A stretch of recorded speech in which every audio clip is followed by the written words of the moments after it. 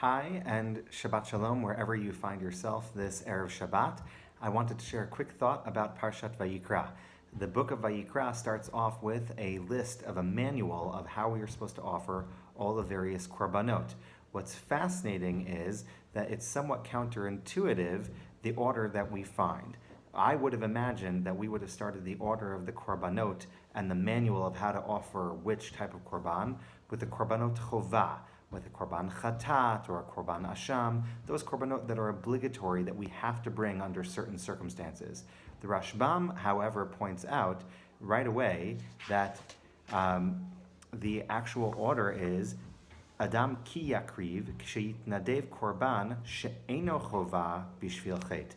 That when we offer a korban that is voluntary, that we don't have to bring because of a chet. And what the Rashbam, I think, here is pointing out to us is something that is incredibly important and very subtle.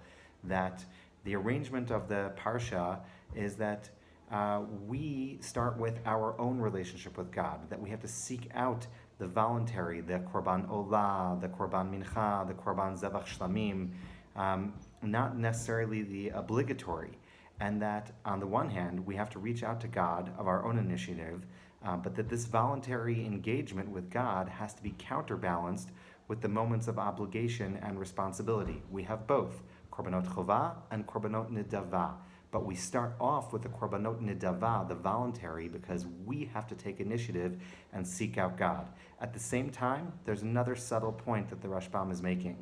Even when we're moved to connect with God of our own volition, we are obligated to do so according to halacha, following the framework laid out for us in the psukim and in the korbanot.